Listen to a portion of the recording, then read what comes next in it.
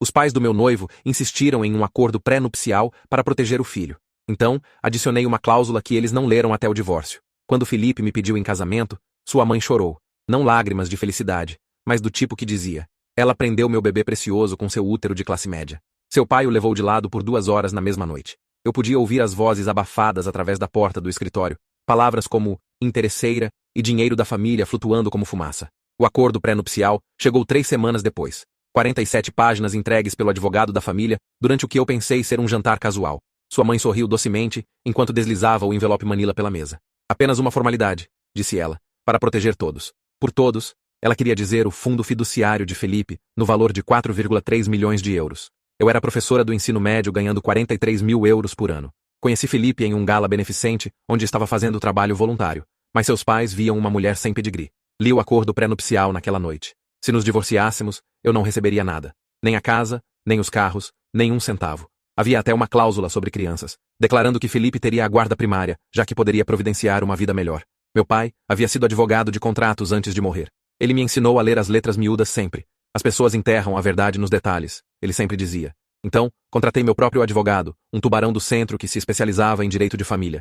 Adicionamos minhas próprias emendas enterradas na seção 12, subseção C, parágrafo 4. A linguagem era densa, deliberadamente confusa, envolvida em terminologia jurídica. O advogado da família dele mal olhou para minhas adições. Por que olharia? Eu era aquela contra quem estavam se protegendo. Nos casamos em junho. Sua mãe usou branco no casamento. Nos mudamos para a casa que seus pais compraram para nós. Continuei ensinando. Sua mãe sugeriu que eu parasse. Você é uma esposa agora, disse ela. Foque nisso. Felipe trabalhava na empresa de seu pai. Algumas noites ele chegava em casa cheirando a uísque. Outras noites não chegava em casa. A primeira vez que encontrei as mensagens, não disse nada. Na segunda vez, fiz capturas de tela. Na terceira vez, eu tinha uma pasta inteira. 2 anos depois, entrei com pedido de divórcio. Sua mãe ligou 16 vezes antes do meio-dia. Seu pai apareceu na minha escola, interrompendo minha aula. Pense sobre o que você está jogando fora, disse ele. Estou pensando muito claramente, respondi. O advogado deles estava radiante durante a mediação. O acordo pré-nupcial era hermético, ele os assegurou. Ela não recebe nada, mas meu advogado sorriu. Então ele deslizou um documento pela mesa. Seu acordo pré-nupcial, disse ele. Especificamente seção 12, subseção C, parágrafo 4. O pai de Felipe colocou seus óculos de leitura. Seu rosto mudou de presunçoso para roxo. Que diabos é isso? Isso, explicou meu advogado, é a cláusula de infidelidade que seu cliente assinou. Se Felipe cometer adultério durante o casamento, provado por evidência documentada, o acordo pré-nupcial é anulado. Além disso, ele perde 60% de todos os bens matrimoniais para o cônjuge traído. Temos mensagens, e-mails, fotografias e recibos de cartão de crédito de 4 mulheres diferentes abrangendo todo o casamento. A sala ficou em silêncio. A mão de sua mãe tremia. Mas essa cláusula, sussurrou ela. Nós não. Vocês não leram, eu disse. Vocês estavam ocupados demais protegendo seu filho de mim. Certos demais de que eu era a ameaça. Vocês assumiram que eu assinaria qualquer coisa para me casar com sua família. O acordo levou 3 meses. Recebi a casa, os carros e 2,6 milhões de euros. O juiz na verdade riu quando o advogado deles argumentou que seu cliente não entendia o que estava assinando. Seu cliente é um homem de 32 anos com mestrado em administração, disse o juiz. Talvez ele devesse ter lido seu próprio acordo pré-nupcial. Sua mãe enviou uma mensagem final. Você destruiu nossa família. Não respondi. Eles se destruíram no momento em que assumiram que eu era burra demais para ler 47 páginas. Meu pai me ensinou melhor que isso. Sempre leia as letras miúdas, ele dizia. O que não lhes contei foi que o acordo era apenas o começo. Seção 12, subseção C, parágrafo 4, tinha mais enterrado do que apenas a cláusula de infidelidade. Havia 3 provisões adicionais que o advogado da família dele nunca percebeu. Trabalhei com meu advogado por 6 semanas aperfeiçoando a linguagem. Fizemos parecer como preenchimento jurídico padrão, o tipo de fraseado redundante que advogados usam para soar importantes. A segunda provisão declarava que se a cláusula de infidelidade fosse acionada, eu também herdaria a participação de 40% de Felipe na empresa de seu pai, aquela que seu pai havia prometido como presente de casamento, aquela que deveria permanecer na família para sempre. Seu pai havia transferido essas ações para Felipe 2 meses antes do nosso casamento como esquema fiscal. Agora eram minhas. Não mencionei isso durante a mediação. Meu advogado havia aconselhado esperar. Deixe-os pensar que saíram fácil com o dinheiro e bens, ele disse. Então soltaremos a bomba real. 3 dias depois que o divórcio foi finalizado, recebi os certificados de ações. O pai de Felipe me ligou 47 vezes naquela tarde. Atendi na 48ª ligação. O que você quer? Disse ele, sua voz tremendo. Não quero nada, respondi. Já tenho tudo. Você não pode fazer isso. Essas ações são legado de família. Vamos lutar contra isso. Lutem então. Seu próprio advogado aprovou o acordo pré-nupcial. Seu filho o assinou. O juiz validou o acordo. Boa sorte explicando a um tribunal por que um contrato legalmente vinculante deveria ser anulado porque vocês não se incomodaram em lê-lo. Desliguei. A empresa valia 18 milhões de euros. Minha participação de 40% significava que agora possuía ações no valor de 7,2 milhões de euros, além do meu acordo. Mais importante, agora tinha direitos de voto. A empresa tinha 5 membros do conselho. O pai de Felipe detinha 45% e controlava 3 assentos do conselho. Seu sócio detinha 15% e controlava um assento. Agora controlava o assento restante, o que significava que qualquer decisão importante da empresa precisava da minha aprovação. Esperei 2 semanas antes de participar da minha primeira reunião do conselho. Me vesti com a mesma roupa que havia usado no jantar de ensaio do nosso casamento, aquela que sua mãe havia chamado de casual demais para um evento familiar. Entrei na sala de conferências exatamente às 9 da manhã. O pai de Felipe já estava lá, seu rosto da cor de carne estragada. Seu sócio, Douglas, parecia nervoso. O diretor financeiro e diretor operacional da empresa sentaram no final distante da mesa, estudando seus laptops intensamente. Vamos começar? Disse eu, tomando o assento vazio na cabeceira da mesa. Você não tem direito de estar aqui, disse o pai de Felipe. Tenho todo o direito. Possuo 40% desta empresa. Estou no conselho. Recebi notificação adequada desta reunião. Agora, vamos discutir os ganhos trimestrais ou preferem desperdiçar o tempo de todos? O diretor financeiro pigarreou. Era um homem magro na casa dos 60 chamado Bernardo, que parecia sobreviver de café e ansiedade. Talvez devêssemos prosseguir com a agenda, sugeriu baixinho. A reunião durou 3 horas. Não disse nada pelas primeiras 2 horas e meia. Apenas escutei e tomei notas. Soube que a empresa estava planejando uma grande expansão. Queriam adquirir um concorrente menor por 4,5 milhões de euros. O negócio exigiria a aprovação do conselho. Quando o pai de Felipe finalmente apresentou a proposta de aquisição, levantei minha mão. Voto não. Todos ficaram olhando. Você não pode simplesmente votar não, disse o pai de Felipe. Posso, e votei. A proposta é fiscalmente irresponsável. Vocês estão pagando pelo menos 1,2 milhão de euros a mais, baseado no valor real dos ativos deles. A análise de mercado está incompleta. O cronograma de integração é irrealista. E, francamente, não confio no julgamento de vocês. Seu rosto ficou roxo novamente. O mesmo tom que vi durante a mediação. Você não sabe nada sobre dirigir um negócio, sibilou ele. Sei como ler demonstrações financeiras. Sei que as margens de lucro desta empresa vêm declinando há 3 anos. Sei que vocês vêm usando fundos da empresa para despesas pessoais. E sei que se esta aquisição falhar, o que vai acontecer? Vocês vão culpar todos menos vocês mesmos. A sala ficou silenciosa. Os dedos de Bernardo congelaram sobre seu teclado. Douglas de repente ficou muito interessado em seu copo d'água. Como você se atreve? Disse o pai de Felipe. Sua voz estava baixa agora. Perigosa. Como eu me atrevo? Respondi, equiparando seu tom. Como vocês se atrevem a assumir que eu era burda demais para entender seu negócio? Ingênua demais para ver o que vocês estavam fazendo. Vocês entregaram ações de uma empresa que estavam administrando mal para seu filho, então ficaram chocados quando alguém com conhecimento financeiro real os confrontou. Levantei, juntei meus papéis e caminhei em direção à porta. Antes de sair, me virei. A votação da aquisição fica adiada pendente uma auditoria independente de ambas as empresas. Contratarei meus próprios analistas. Nos reuniremos novamente em 6 semanas. E cavalheiros, de agora em diante, toda decisão passa por canais adequados. Chega de negócios de bastidores. Chega de favores familiares. Este é um negócio, não o cofrinho pessoal de vocês. Saí antes que alguém pudesse responder. Meu telefone começou a tocar antes de eu chegar ao meu carro. O pai de Felipe, a mãe de Felipe, o próprio Felipe, o advogado deles, Douglas. Ignorei todos eles. Em vez disso, liguei para meu próprio advogado. Preciso que me recomende um contador forense, disse. Alguém que se especialize em fraude corporativa. Ele riu. Já estou nisso. Te mandarei 3 nomes até o final do dia. A auditoria levou 4 meses. O que encontramos foi pior do que eu esperava. O pai de Felipe havia desviado dinheiro da empresa por anos. Faturas falsas de fornecedores, relatórios de despesas inflados, compras imobiliárias disfarçadas como investimentos empresariais, férias pessoais cobradas como desenvolvimento de clientes, mais de 2,3 milhões de euros em fundos apropriados inadequadamente ao longo de 7 anos. Apresentei os achados na próxima reunião do conselho. Desta vez, havia convidado o advogado externo da empresa e um representante da Receita Federal. O pai de Felipe tentou falar. Eu o interrompi. Vocês têm 2 opções, disse. Vocês renunciam imediatamente e pagam de volta os 2,3 milhões de euros. Ou reportamos isso à Comissão de Valores Mobiliários e deixamos eles lidarem com isso. Vocês enfrentarão acusações de fraude, possível prisão e ruína financeira completa. Sua escolha. Ele escolheu a renúncia. Assinou os papéis naquela tarde com mãos que tremiam tanto que mal conseguia segurar a caneta. Douglas foi nomeado diretor executivo interino.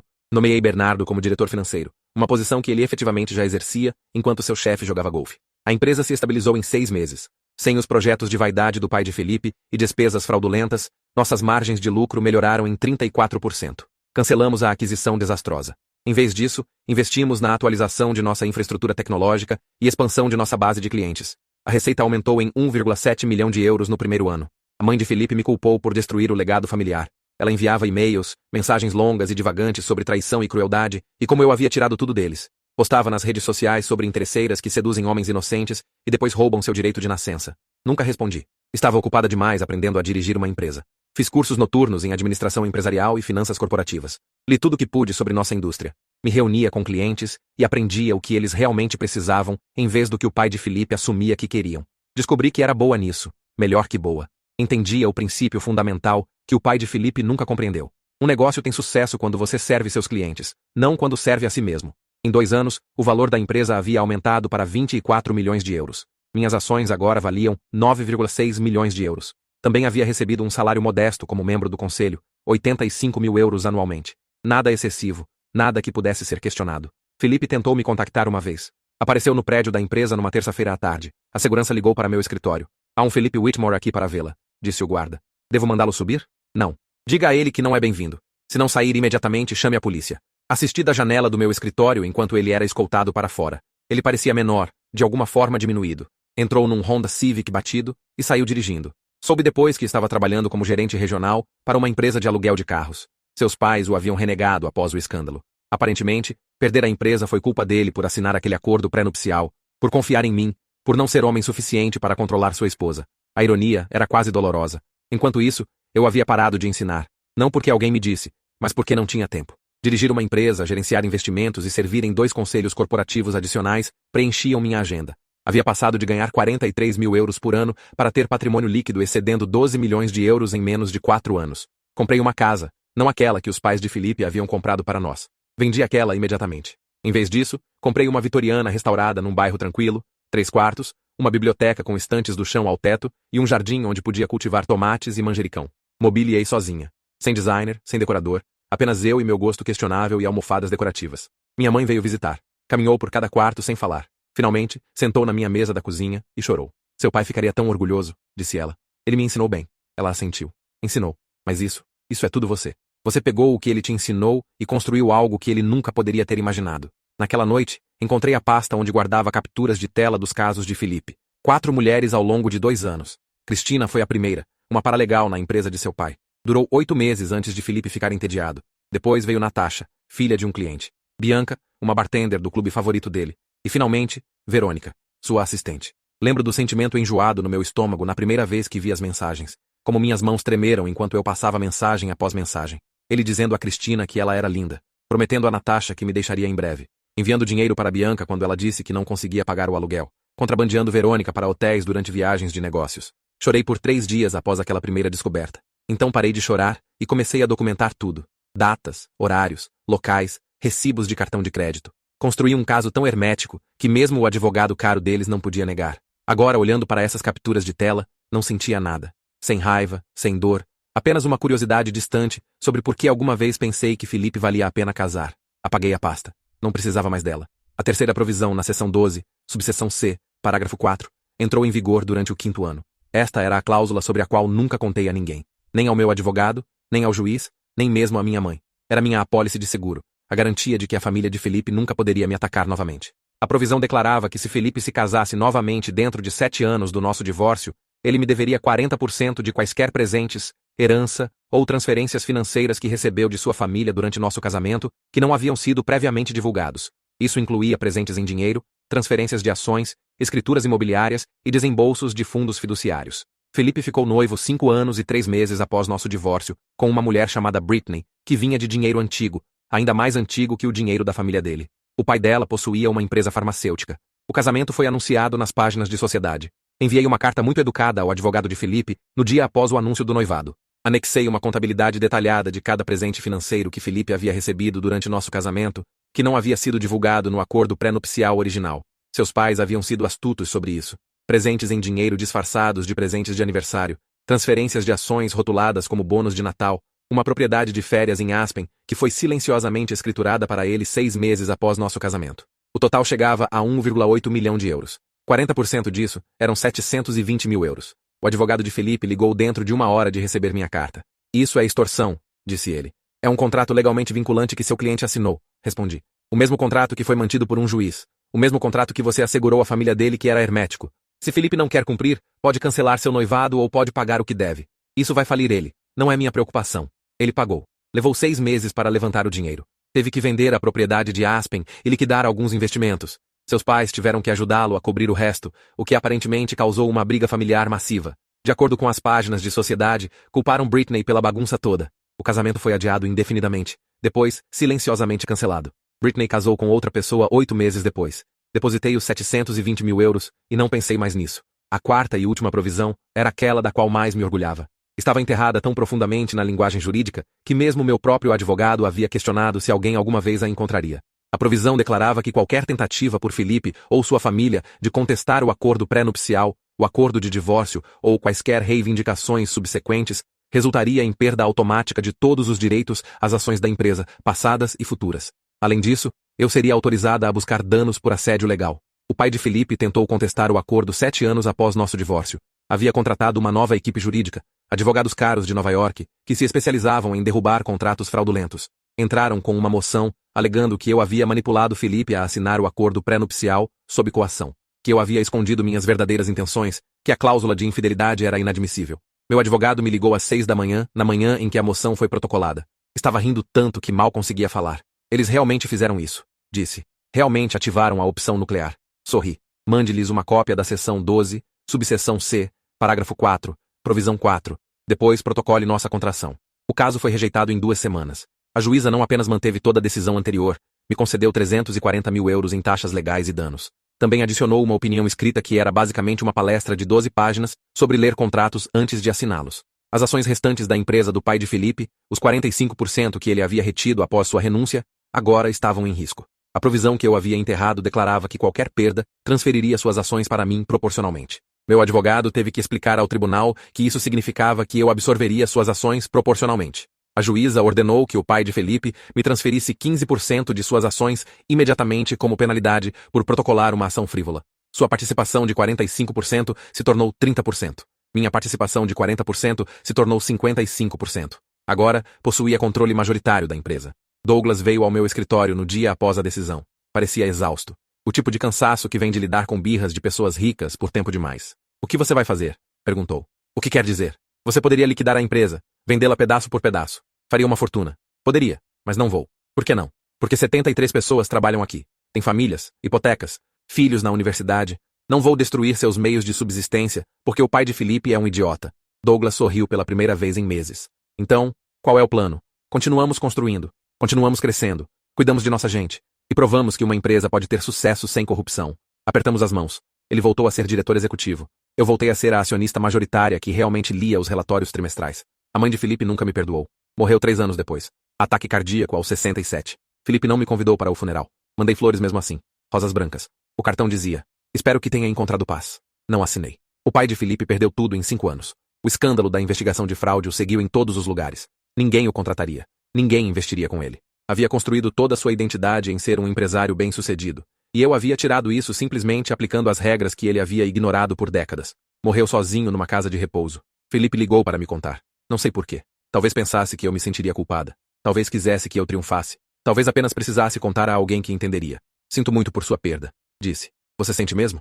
Sua voz estava amarga. Sim, nunca quis que seu pai morresse. Apenas queria que ele enfrentasse as consequências de suas ações. Desligou sem se despedir. Também não fui àquele funeral. 10 anos após meu divórcio, vendi a empresa. Uma empresa de tecnologia da Califórnia queria nos adquirir por 67 milhões de euros. Como minha participação de 55% significava que saí com 36,85 milhões de euros, me certifiquei de que cada funcionário recebesse pacotes de indenização e opções de ações como parte do negócio. Douglas se aposentou com 8 milhões de euros. Bernardo comprou uma casa de férias em Portugal. Eu tinha 39 anos e era mais rica do que jamais imaginei. Mais rica do que a família de Felipe jamais havia sido, mesmo no seu auge. E havia feito isso legalmente, eticamente, lendo as letras miúdas e responsabilizando pessoas. Estabeleci uma fundação, a Fundação Letras Miúdas. Fornecíamos serviços jurídicos gratuitos para mulheres em negociações pré-nupciais.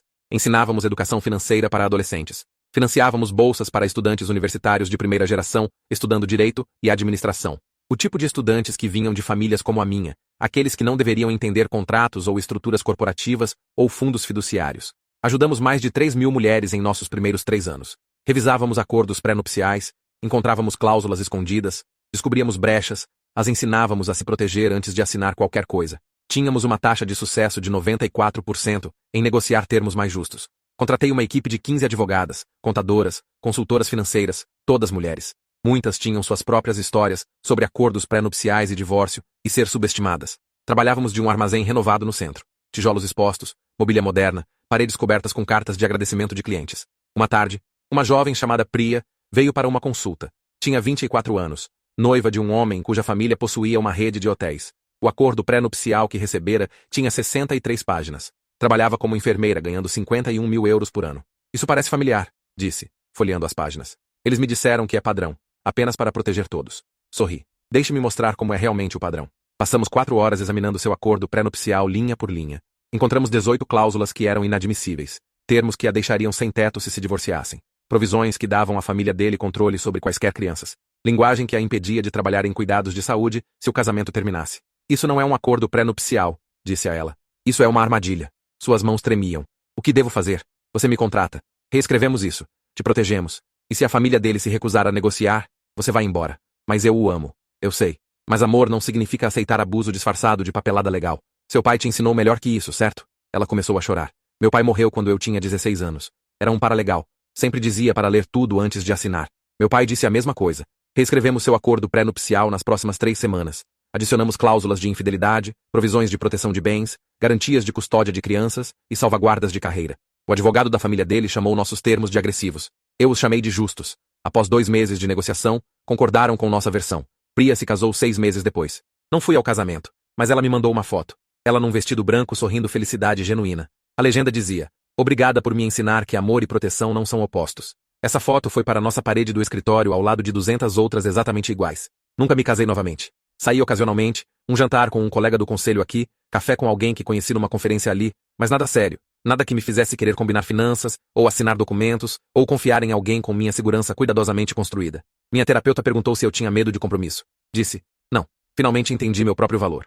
Não precisava de um parceiro para me validar ou me completar ou dar significado à minha vida. Havia construído uma vida da qual me orgulhava, e não ia arriscá-la a menos que alguém verdadeiramente extraordinário aparecesse. Ninguém apareceu, e estava tudo bem. Comprei uma segunda casa, esta nas montanhas, painéis solares, um poço, árvores frutíferas. Passava verões lá, longe da cidade e das memórias e do peso de me provar repetidamente.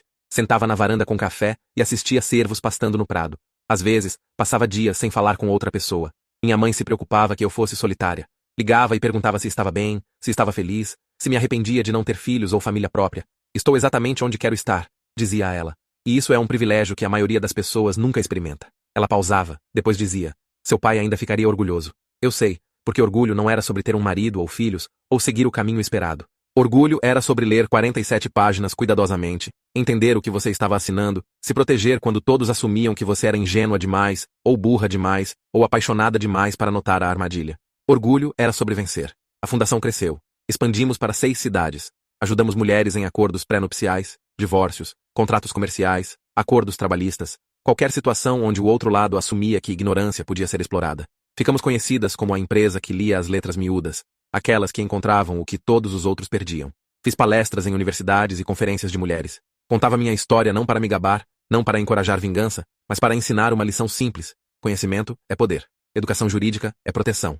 E você nunca deveria assinar algo que não entende completamente. Após minhas palestras, mulheres jovens se aproximavam.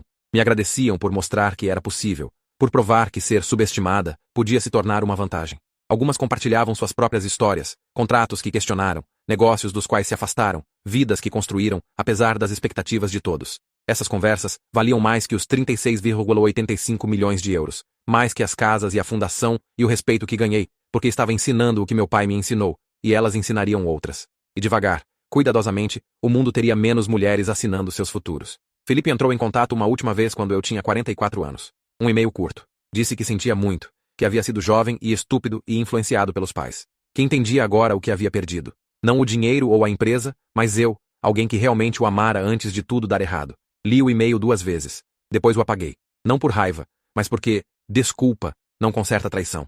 Desculpa, não desfaz anos de traição e mentiras e deixar seus pais me tratarem como propriedade. Desculpa, é apenas uma palavra que as pessoas usam quando finalmente enfrentam consequências. Nunca respondi.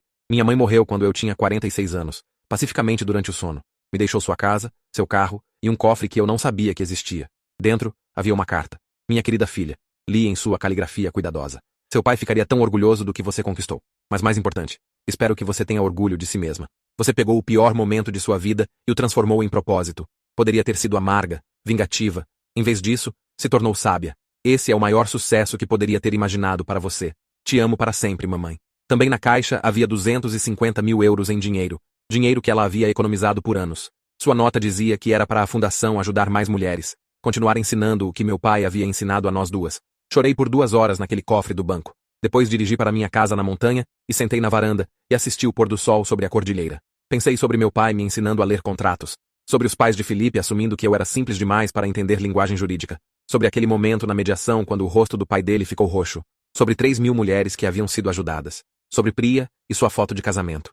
Sobre as economias cuidadosas da minha mãe. Pensei sobre a seção 12, subseção C, parágrafo 4, e sorri porque as letras miúdas não eram apenas sobre se proteger. Era sobre entender que detalhes importam, que suposição é perigosa, que poder frequentemente vem do que outros negligenciam. A família de Felipe havia assumido que eu era burra. Essa suposição lhes custou tudo. Haviam me entregado a arma para destruí-los, depois ficaram chocados quando a usei. Haviam subestimado uma professora de ensino médio. Esse foi seu primeiro erro. Seu último erro foi não ler todas as 47 páginas. Eventualmente vendi a casa na montanha e comprei terra no norte do Maine, 40 acres de floresta com um riacho correndo através dela. Construí uma pequena cabana, um quarto, uma cozinha com fogão a lenha, uma varanda onde podia assistir as estações mudarem. Sem internet, sem sinal de celular, apenas paz. Passava meses lá, lendo, fazendo jardinagem, cortando lenha, vivendo o tipo de vida simples que a mãe de Felipe provavelmente sempre pensou que me convinha. A ironia me fazia rir toda vez que pensava nisso. Ela queria que eu fosse pequena e doméstica.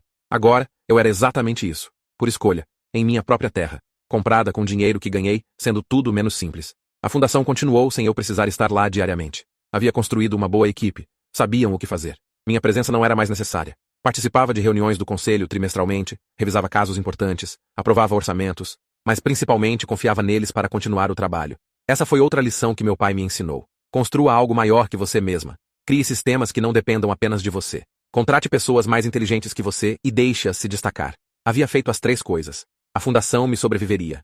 Isso era sucesso. Às vezes, tarde da noite na minha cabana, pensava nos S's. E se Felipe não tivesse traído? E se sua família tivesse sido gentil? E se eu tivesse apenas aceitado o acordo pré-nupcial como estava escrito e esperado pelo melhor? Provavelmente ainda estaria ensinando. Ainda casada com um homem que não me respeitava. Ainda fingindo que a mãe dele não havia usado branco no meu casamento. Ainda pequena. Em vez disso, estava aqui, livre, poderosa, sozinha, mas não solitária, rica, mas não consumida pela riqueza, bem-sucedida por toda medida que realmente importava. As letras miúdas me salvaram. Mas mais que isso, lê-las me ensinou a me salvar, confiar na minha própria inteligência, saber que ser subestimada era uma vantagem se você fosse inteligente o suficiente para usá-la. Fiz 50 anos numa quinta-feira, sem festa, sem celebração, apenas eu e minha cabana e uma garrafa de vinho que havia guardado. Sentei na minha varanda e ergui meu copo para a floresta. Para papai, disse em voz alta, que me ensinou a ler cuidadosamente. Para a família de Felipe, continuei, que me ensinou por que isso importa. E para mim mesma, por aprender a lição. A floresta não respondeu, mas eu não precisava que respondesse. Já sabia tudo o que precisava saber. Estava tudo nas letras miúdas. Você só tinha que estar disposta a lê-las. Vivi naquela cabana por mais 7 anos. Anos pacíficos, anos tranquilos. Saía ocasionalmente para eventos da fundação ou visitas familiares. Minha sobrinha se formou na universidade. Meu sobrinho se casou. A vida continuou ao meu redor enquanto eu vivia fora dela. Então, uma manhã de inverno acordei e não conseguia mover meu braço esquerdo. Derrame, leve. O doutor disse que eu tive sorte. 6 semanas de fisioterapia e ficaria bem. Mas me assustou. Me lembrou que o tempo não era infinito, que eventualmente minha história terminaria. Vendi a cabana e me mudei de volta para a cidade, não para a casa vitoriana que comprara após o divórcio. Havia vendido aquela anos antes. Em vez disso, aluguei um apartamento no centro, pequeno, eficiente, perto dos escritórios da fundação. Tinha 57 anos agora, ainda saudável apesar do derrame, ainda esperta, mas ciente de que manutenção era necessária. Comi melhor, me exercitei mais, tomei vitaminas que prometiam fazer coisas nas quais não acreditava completamente, mas tomava mesmo assim. A fundação havia ajudado mais de 12.000 mulheres até este ponto. Havíamos expandido para 15 cidades. Nossa taxa de sucesso ainda estava acima de 90%. Havíamos prevenido milhões de euros em acordos injustos, salvado milhares de mulheres de contratos que as teriam destruído. Comecei a escrever um livro, uma autobiografia, esta história, a que vocês estão lendo agora. Queria documentar tudo. Não apenas por vaidade, mas porque a lição era importante. Porque mulheres precisavam saber que isso era possível. Porque a próxima geração merecia entender que acordos pré-nupciais não eram gestos românticos. Eram contratos legais. E contratos legais exigiam educação. Meu editor perguntou se eu queria mudar nomes, proteger identidades. Disse não. Felipe e sua família haviam aprendido o preço de suas suposições. Que minha história sirva como aviso para outros que possam cometer os mesmos erros. O livro foi publicado no meu 59º aniversário. Se tornou um best-seller em 3 meses. Grupos de mulheres o usavam para clubes do livro. Faculdades de direito o adicionaram às suas listas de leitura. Programas de administração o ensinavam como estudo de caso em negociação de contratos. Dei entrevistas, podcasts, palestras. Pessoas perguntavam se me sentia justificada, se esse sucesso compensava a dor que Felipe havia causado. Sempre dizia não. Nada compensa traição, mas entender que traição podia ser transformada em propósito, isso fazia a jornada valer a pena. Felipe nunca me contactou sobre o livro. Não esperava que o fizesse. Havia se casado novamente, eventualmente, com alguém que seus pais aprovavam, alguém da família certa. Tiveram 2 filhos. Trabalhava em seguros agora. Um trabalho tão removido da empresa de seu pai que ninguém o conectava ao escândalo. Soube que estava feliz, ou pelo menos contente, vivendo a vida que seus pais sempre imaginaram para ele, apenas com alguém que nunca exigira que lesse seu próprio acordo pré-nupcial. Seu pai estava morto há muito tempo até então. Sua mãe também. O negócio da família havia sido absorvido pela empresa de tecnologia que o comprou. O nome Whitmore não significava nada em círculos empresariais mais. Apenas mais um conto de advertência sobre fraude e arrogância e o perigo de subestimar seus oponentes. Fiz 60 numa festa que a fundação organizou para mim. 200 pessoas compareceram, mulheres que havíamos ajudado, advogadas que treinamos, doadoras que apoiavam nosso trabalho. Fizeram discursos sobre meu impacto, sobre vidas que mudei, sobre o legado que estava construindo. Levantei para agradecer a elas. Falei sobre meu pai e sua insistência em ler cuidadosamente. Sobre aquele momento quando a mãe de Felipe deslizou um envelope pela mesa, sobre escolher me proteger, sobre seção 12, subseção C, parágrafo 4. Sobre as mulheres nesta sala que haviam feito a mesma coisa, se protegido, lido as letras miúdas, se recusado a ser vítimas. Esse não é meu legado, disse. É nosso. Toda mulher que questionou um contrato. Toda mulher que exigiu termos justos. Toda mulher que se afastou de um mau negócio. Estamos escrevendo uma nova história. Uma onde ser subestimada se torna nossa vantagem. Onde conhecimento é poder. Onde as letras miúdas nos salvam. Elas se levantaram e aplaudiram. Vi lágrimas, sorrisos, reconhecimento de que havíamos construído algo importante, algo que nos sobreviveria a todas. Me aposentei do trabalho ativo da fundação aos 62. Meu derrame havia sido um aviso. Hora de deixar mulheres mais jovens liderar. Permaneci no conselho, participei de eventos importantes, mas as operações diárias eram agora tratadas por outras. Mulheres fortes, mulheres inteligentes, mulheres que entendiam que contratos podiam ser armas e educação podia ser armadura. Comprei uma última casa, pequena, perto do oceano. Podia caminhar até a praia em 5 minutos. Sentava e assistia ondas e pensava sobre como água moldava pedra. Devagar, pacientemente, inevitavelmente, isso era o que havíamos feito. Moldado a paisagem legal. Uma mulher de cada vez. Um contrato de cada vez. Uma página cuidadosamente lida de cada vez. A voz da minha mãe voltava para mim durante essas caminhadas na praia. Seu pai ficaria tão orgulhoso. E eu sabia que ela estava certa. Não porque havia vencido, não porque havia enriquecido, mas porque havia aprendido a lição que ele tentou ensinar. Detalhes importam. Letras miúdas importam. Entender o que você assina importa. Tenho 67 anos agora. Ainda saudável. Ainda vivendo perto do oceano. Escrevo ocasionalmente. Artigos para jornais jurídicos, peças de opinião sobre acordos pré-nupciais e lei contratual. Capítulos convidados em livros didáticos. Sou considerada uma especialista. Alguém que transformou o trauma pessoal em mudança social. Mas não me vejo dessa forma. Sou apenas alguém que leu 47 páginas cuidadosamente, que se recusou a ser subestimada, que entendeu que suposição podia ser armamentizada, que aprendeu que as letras miúdas podiam salvar sua vida, se você estivesse disposta a vê-las. Os filhos de Felipe são adultos agora. Nunca os conheci. Provavelmente nunca conhecerei. Mas espero que seu pai lhes tenha ensinado a ler contratos antes de assinar. Espero que tenha aprendido pelo menos essa lição. Espero que sente seu futuro genro ou nora e diga: leia cada palavra. Entenda cada cláusula. Se proteja porque pessoas que te amam nunca deveriam pedir para você assinar seu futuro.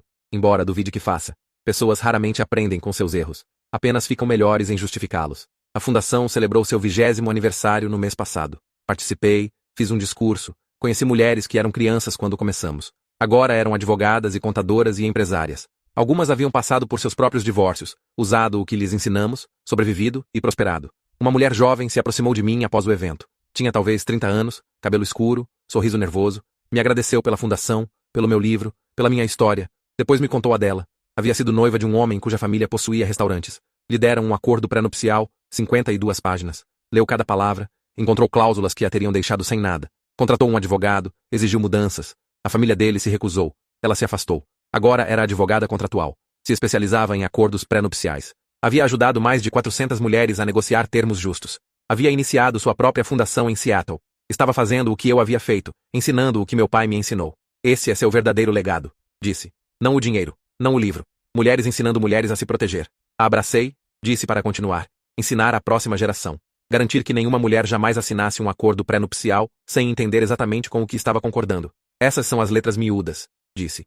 Não apenas em contratos, mas na vida. Os detalhes que todos negligenciam até ser tarde demais. Seu trabalho é garantir que mulheres vejam esses detalhes antes de assinar. Ela prometeu que faria. Estou cansada agora. Pronta para a história terminar. Não minha vida, mas esta história. A que começou com o pedido de Felipe e as lágrimas de sua mãe e um envelope Manila deslizando por uma mesa. A que me ensinou quem eu realmente era. Aprendi que era mais inteligente do que pensavam, mais forte do que sabia, capaz de transformar dor em propósito, boa em ler letras miúdas, melhor em escrevê-las. Aprendi que vingança não é sobre destruição, é sobre responsabilidade. Fazer pessoas enfrentarem consequências por suas ações, mantê-las aos padrões que afirmam valorizar, usar suas próprias armas contra elas. Aprendi que ser subestimada é um presente. Quando pessoas pensam que você é simples, ficam descuidadas. Não guardam suas palavras. Não leem cuidadosamente. Assumem que você não notará. E essa suposição se torna sua vantagem. Mais importante, aprendi o que meu pai tentou me ensinar. Leia tudo. Entenda tudo. Não assine nada até ter certeza. As letras miúdas vão te salvar ou te destruir. Qual depende inteiramente de você estar disposta a lê-las. A família de Felipe pensou que 47 páginas os protegeriam. Em vez disso, essas 47 páginas se tornaram sua queda porque me entregaram um contrato e assumiram que eu o assinaria sem entender. Eles estavam errados. Esse foi o erro deles e lhes custou tudo. Meu pai costumava dizer: pessoas enterram a verdade nos detalhes. Ele estava certo. Mas verdade não é a única coisa enterrada lá. Poder está enterrado lá também. Liberdade, justiça, a habilidade de se proteger. Você só tem que estar disposta a cavar através de 47 páginas para encontrar. Eu estava disposta. Isso fez toda a diferença. Agora, quando caminho na praia perto da minha casa, penso naquele envelope Manila. No sorriso da mãe de Felipe. No rosto roxo de seu pai durante a mediação. No juiz que riu. Em 12.000 mulheres que aprenderam a ler cuidadosamente. Numa fundação que me sobreviverá. Num livro que se tornou um conto de advertência. Na seção 12, subseção C, parágrafo 4. E sorrio porque venci. Não apenas o acordo ou a empresa ou o dinheiro. Venci algo maior. Venci o direito de contar esta história. Ensinar esta lição. Provar que conhecimento realmente é poder. Que educação realmente é proteção.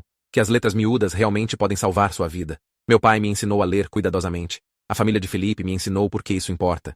E eu ensinei 12.000 mulheres a fazer o mesmo. Essa é a história. Esse é o legado. Essas são as letras miúdas. Leia cuidadosamente, porque em algum lugar nesses detalhes está sua destruição ou sua salvação. Qual depende inteiramente de você estar disposta a ler todas as 47 páginas antes de assinar. Eu estava disposta. Você está?